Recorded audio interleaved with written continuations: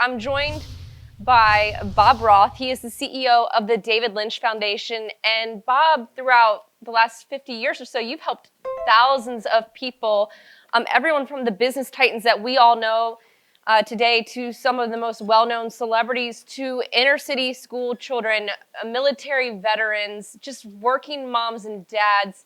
Basically, anybody and everybody apply this to their lives and they're seeing real results. So I guess to start, what is transcendental meditation? Well, I even think the first question we've had is, what is the topic of transcendental meditation doing at the Greenwich Economic Forum? Well, we have heard it come up a few times from Ray Dalio. Yeah, and Ray, as many of you may know, says that this meditation is the single most important reason for any success he's had in life. So why would someone like him do that? So what is meditation in general, and then transcendental meditation? Is that okay? That's perfect. So how many people here have tried some type of meditation at some point?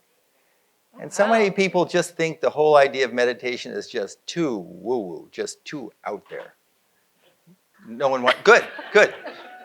So what I want to do in the few minutes that we have with this wonderful Julie is to define and demystify and give a scientific basis to what meditation is, because the idea of meditation is no longer a luxury. It's no longer can be just considered that's fringe and that's off for no, whatever. We live in very stressful times. We live in traumatic times. The gentleman before we said, when the unexpected happens. Well, excuse me, the unexpected is expected to happen. And what is it that allows us to respond to the unexpected? What is it that allows us to be resilient, to be flexible, to be innovative, to think clearly? Yes, exercise is important. Yes, diet is important. But this is from the neck down. What are we doing with this 3-pound organ from which makes the decisions, innovates, recalibrates, decides? And so, to answer your question, enter the realm of meditation, and specifically transcendental meditation. Decades ago, you wouldn't even want to use the word in polite company. Today, it's widely practiced. So to understand meditation quickly, and then to answer your question, I promise, but to answer to meditation, I like to use the example of an ocean. This is just a simple analogy. You're on a little boat, you're in the middle of the Atlantic Ocean, and all of a sudden you get these giant 30, 40, 50-foot high waves. And you could think the whole ocean is in upheaval. But do a cross-section of the ocean, and the ocean is over 1 mile deep. And while the nature of the ocean on the surface may be turbulent, the nature of the ocean at its depth is pretty darn silent. So that's a model for meditation. I'm going to pause here, but say one thing before I continue. When you think of what a meditation teacher would be like, I'm probably pretty much not that guy. No. I love science. I love data. I am a skeptic. I'm not a cynic. I'd never get out of bed.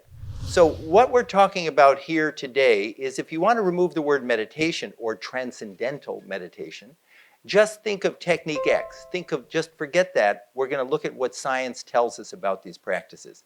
So meditation in general says you want to create calm in the ocean, then waves are the disruptor of calm. If you want to have a calm mind, you got all these thoughts, so you got to stop thoughts. That's you to think of meditation, Om, and close your eyes and clear your mind of thoughts, and all this sort of Hollywood characterization. That's very difficult to do, but there is data to show that that helps. Transcendental meditation, 2 hours after you asked the question, transcendental meditation recognizes that there's a vertical dimension to the mind, and gives access, hypothesizes that deep within everyone, whether you're a skeptic or not, it does not matter. Deep within every one of us right now, there's a level where your mind is already settled. Hypothesis. Peaceful, awake, calm, from where you make smart decisions. We lost access to that. We're stuck up here. So what this meditation does, it gives effortless access to that. And when you do that, and anyone can do it, this is what happens. According to research at Harvard Medical School and published in Scientific American, Your body gains a state of rest in many regards deeper than the deepest part of deep sleep. So what? You ever heard of cortisol? Cortisol is your stress hormone. When you get anxious about something, your body secretes cortisol. When your body secretes cortisol, you get more anxious, vicious cycle. You get a good night's sleep, cortisol levels drop 10%. 20 minutes of transcendental meditation drops 30 to 40%. Published research, peer-reviewed, every time. I'm now going to let Julie ask a question. Bob, I think you answered like 4 of my questions that I had there. I got going. You brought up something that you also bring up in your book, Strength and Stillness, which you can get a copy when you leave here today, about being a skeptic. So I want to go back to young Bob Roth, that skeptical Bob Roth, and when you were first exposed to the practice. Take us back on that journey for you.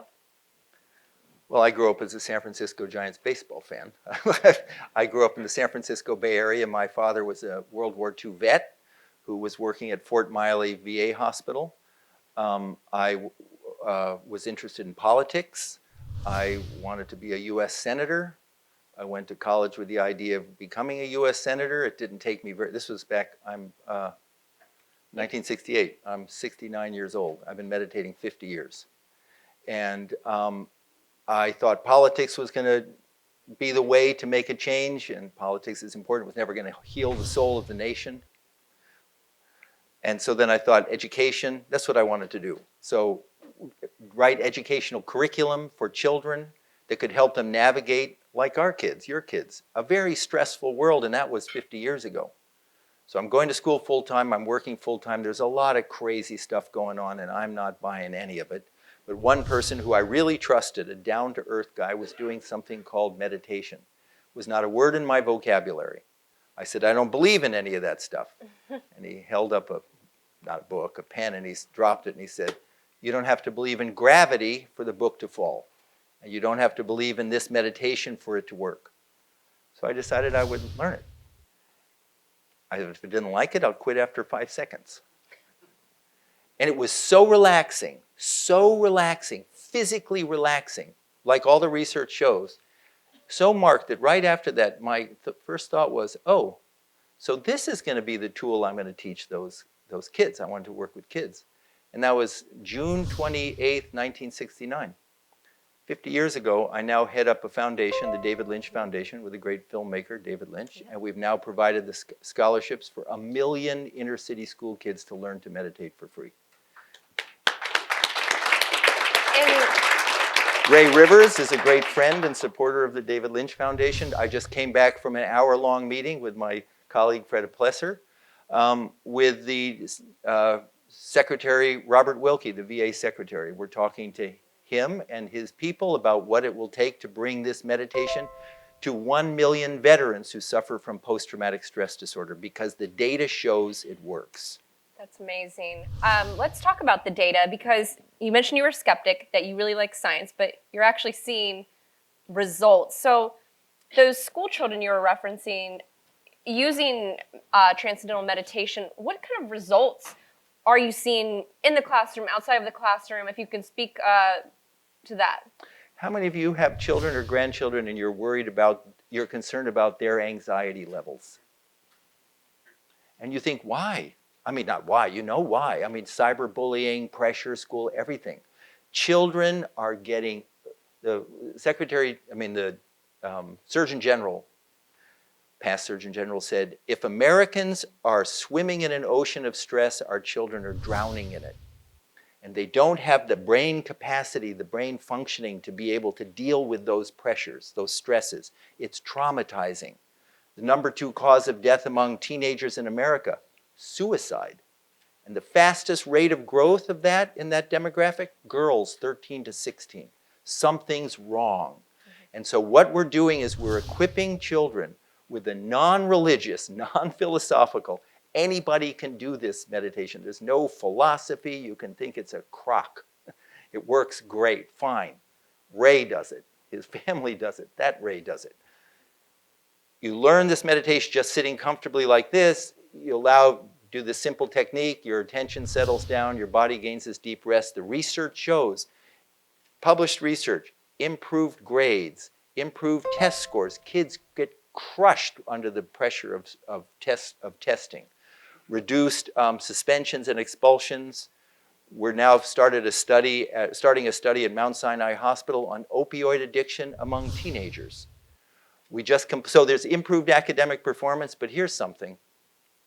University of Chicago Crime Lab recently funded a $3 million study on 2,000 kids in the toughest schools in Chicago. And what they were looking for is, could this reduce arrests for violent crime? It's the reactivity of the brain. It's the amygdala, the hyperreactivity of the brain. And if a child gets arrested for violent crime, school to prison pipeline, life ruined. If you do an intervention to reduce arrests for violent crime, this is the toughest schools in Chicago, picked by the Chicago public school system. If you reduce arrests by 5 or 10%, you're happy. The meditating teenagers in the most violent neighborhoods, 70% reduction in arrests for violent crime. So now what we're doing is we want to replicate that with 4,000 kids in the LA school district and the New York City school district, such that this becomes like PE. Like it's a tool that children need to have in their toolbox, and we need to have in our toolbox. And when you bring up the idea of having a tool, that's a great way to think about applying it, because you can literally do this anywhere, right, Bob? I could do this in the back of an Uber somewhere, or maybe go sit at my desk or something. It doesn't matter where you are. I've done it at Yankee Stadium on a slow day. Or I should say Jets games. Were you just doing it out there as well? Wouldn't say that, huh? Were you just doing it out there in the speaker lounge? Yeah, this is not something where you have to sit pretzel. I mean, literally, I lean back, but you just, like you are, just like that. It's silent.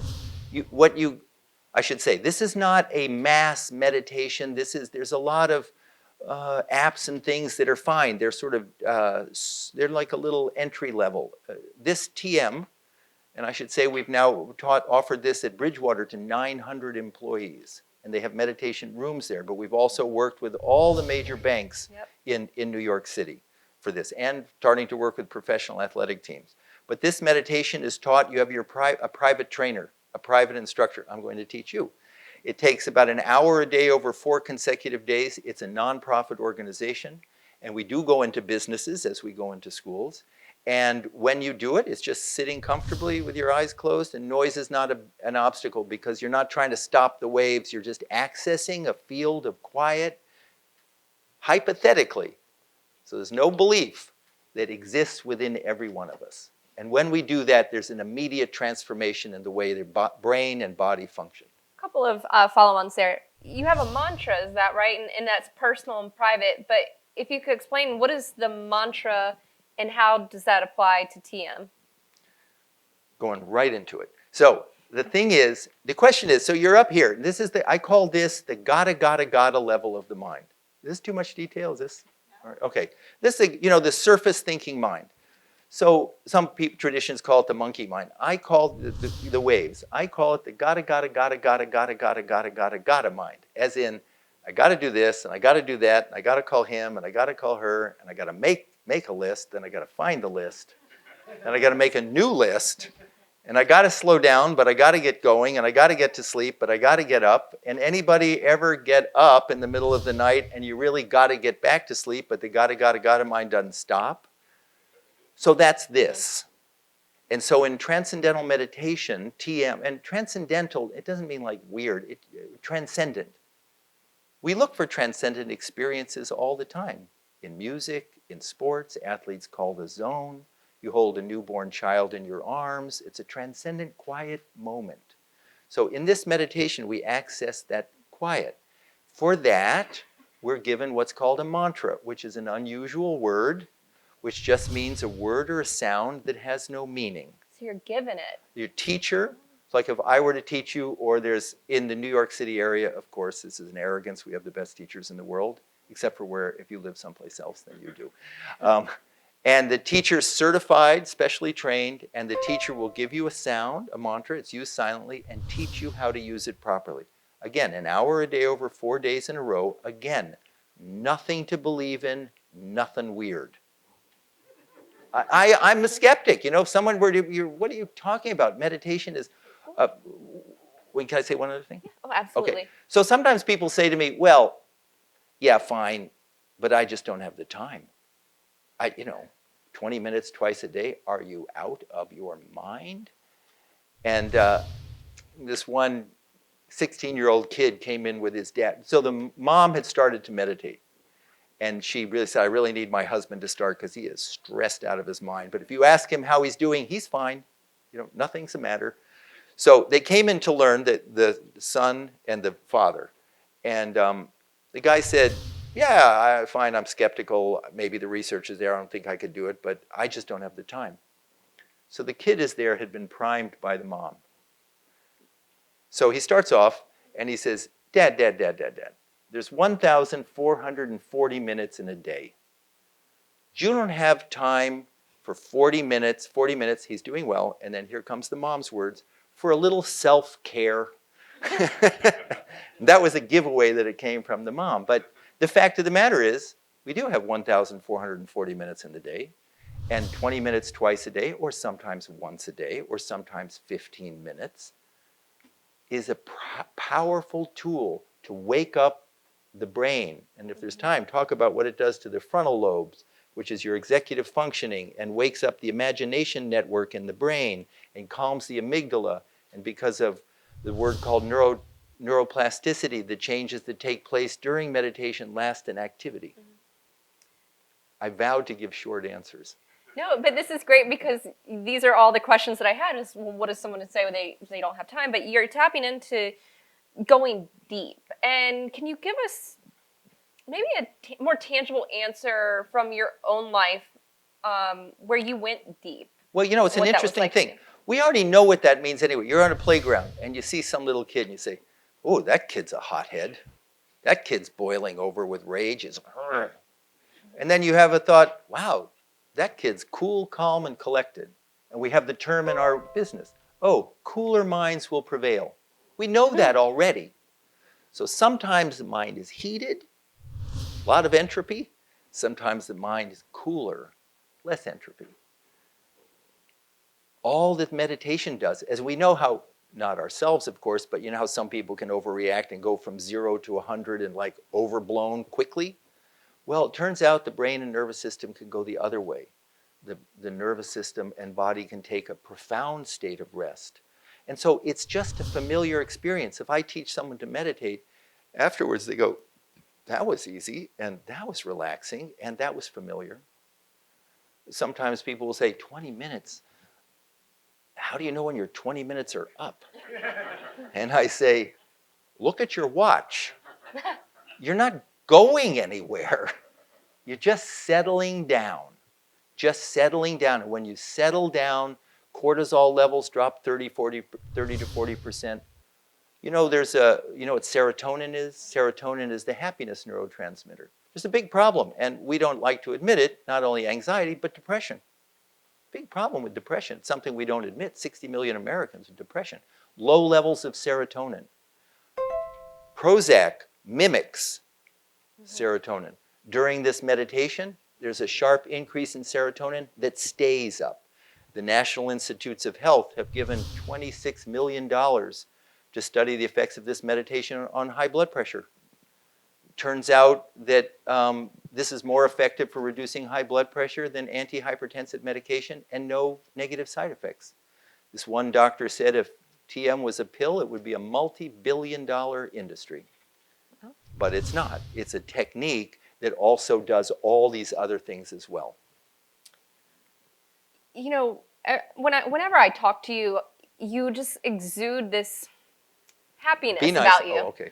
and it's kind of a great pitch for TM, just interacting with you. So I want you to kind of be reflective here. What do you think your life would be like if you never discovered TM and you didn't practice? What do you think? Well, when I was a kid, I wanted to be a basketball announcer because I wasn't going to be good enough. I loved San Francisco Warriors and Rick Barry, if you're old enough. And I really loved sports.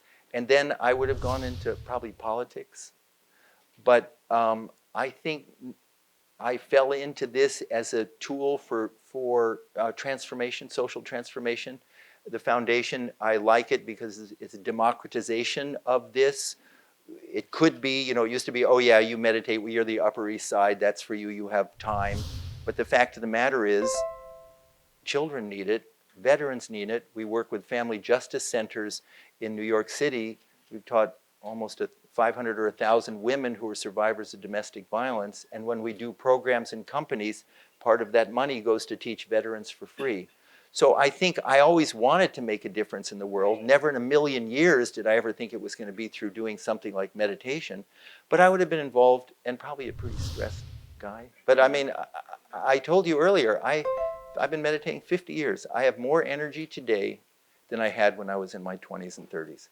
And it's not magical. It's not. It's because the human nervous system has incredible ability to heal itself, to rejuvenate itself, if we give it that possibility. You break your ankle hiking, you stay off your ankle, your body heals itself. If you want to fix your computer, you turn off your computer so you can fix your computer. Same with the car. If we want our body to heal itself, give it rest deeper than sleep, and it can heal itself. We only have about 10 minutes left. 2 hours left. 2 hours left. We can. I think it would be really important for our audience to get to ask you some questions, and I want to give them that time. So I suppose there's a microphone that will be circulating. Who all would like to ask Bob a question? Can we meditate? Not at this time, because of this meditation. As I told you, it takes an hour a day over 4 days to learn. At the end, I can teach you a little breathing thing that's no one sees that I teach professional athletes. That is a nice calming thing that has nothing to do with this meditation. I make a point that there's a lot of trivialization of meditation and dabble in, oh, I can't do that, and I tried this app, or my partner had me listen to some guided meditation about a butterfly landing on a flower or something. That's not this. This is something that you have your own trainer who works with you privately and teaches you how to do it. But at the end, if there's time, these two are great people. They're starting something called Come Together, which is this idea of bringing technology and meditation and good things to the world. So, any other questions? This sounds very spiritual and even beyond spiritual, which is wonderful. Do you think that your method is really the best way or the only way to achieve some sort of harmony and peace? Or is it a continuum, and would you recommend, even if you can't, let's say you don't do your program, is there other ways you can incorporate this sort of thing into your life without your program? Anybody who ever says this is the only way,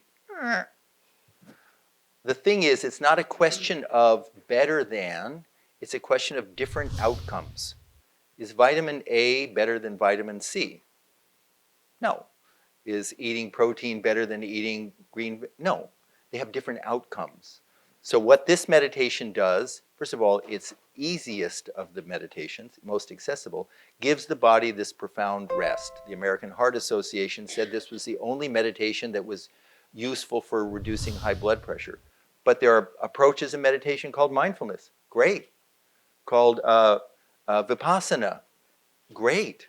Different outcomes. My advocacy is tools in the toolbox, evidence-based, simplicity, accessible. It's no good if it stays someplace else, if you learn it on some retreat and you never bring it home with you.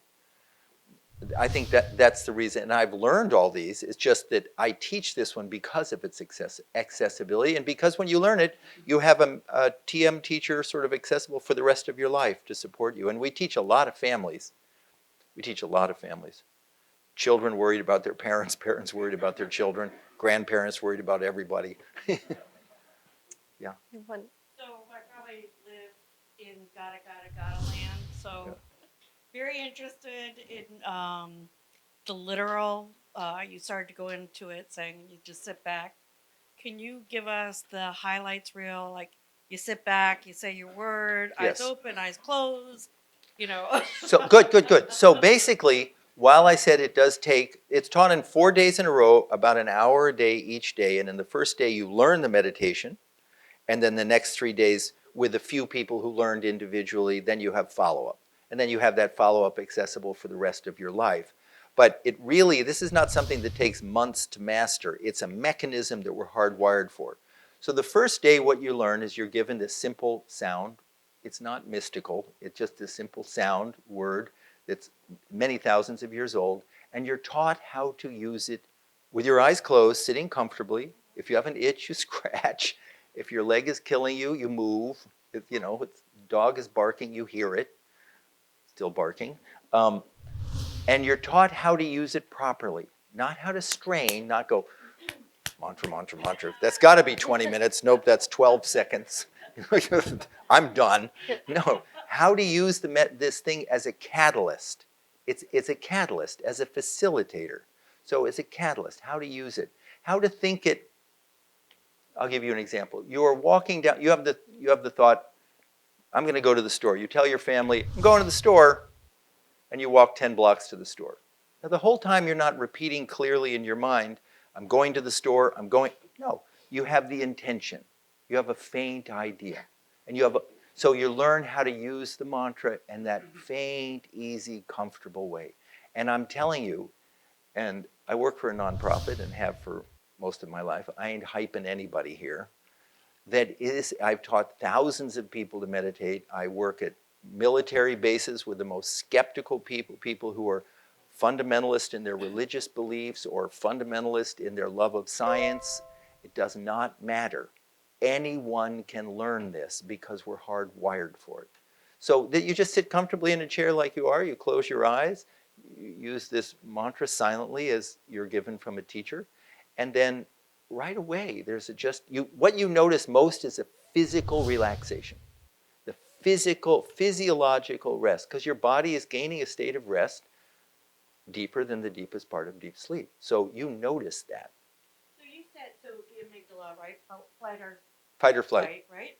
So does that fight back your attempt to No. calm down? Or? No, because just like as if you get a good night's sleep, your amygdala, actually this is much easier to do than get a good night's sleep. We work with veterans if people have a lot of problem with sleep, and this is one of the first benefits that people notice. You know, I mean, it's a trajectory, it's not every time, but improvement of sleep over time, because twice a day you're getting rid of the stress that keeps you awake at night. First thing in the morning you do it, before the day begins, before your 3 cups of coffee, or 3 double espressos. First thing in the morning, start the day, wakes up the brain, wakes up the frontal lobe. You do your day, then at the end of the day, in a train, in your office, at home, close your eyes, meditate for a few minutes again, washes off the stress of the day. You sleep much better at night. That process of settling down calms the amygdala. So you don't have to fight the amygdala, it just calms. I see a question over here. I just want to say I applaud your efforts. Wait, let's wait for a mic, even though I'd love to answer the question, but. I don't really have a question as much as I just wanted to say I applaud your efforts and what you're doing. I think it's critical and it's extremely important in these times so that we can treat each other like humans. Yes. Versus and so that we could look within, then think about everybody else, because that's the major problem that's going on right now.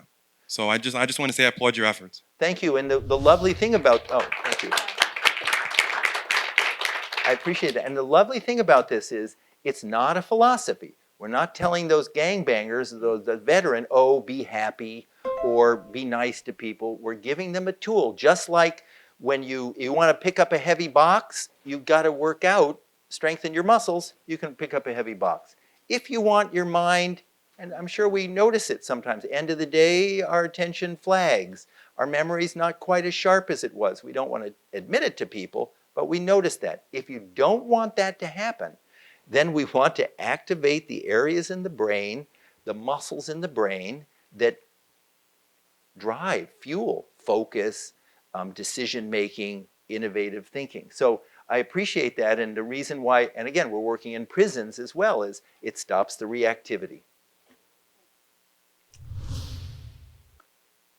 Well, I think we're sold on Transcendental meditation. I hope that everyone goes and tries it, get involved with the David Lynch Foundation and pick up a copy of Strength and Stillness. They're in the lobby. And thank you so much, Bob Roth, for being our closing keynote. And thank you, this wonderful woman who did such a lovely job you. of hosting. Thank you very much. The 2019 Greenwich Economic Forum is brought to you by Bridgewater Associates. Meaningful work, meaningful relationships. Churchill Asset Management, Nuveen, a leading provider of senior and unitranche debt to middle market companies. Ropes and Gray, bright past, brilliant future. Aurora Capital, inspiring partnerships. And Gramercy Funds Management, we are emerging markets. Special considerations to Bank of America, life's better when we're connected. Noah Private Wealth Management, a leading wealth and asset management service provider in China. Goutai Jinan Futures, a leading brokerage firm for commodity futures and financial futures in China. China Industrial Securities, a comprehensive financial group providing full spectrum financial services in Hong Kong. And Titan Advisors, built like a hedge fund. Special thanks to the Financial Times and Greenwich Business Institute for hosting us. And thank you to all the sponsors who helped make this event possible. We'll be right back after these messages. Don't go away.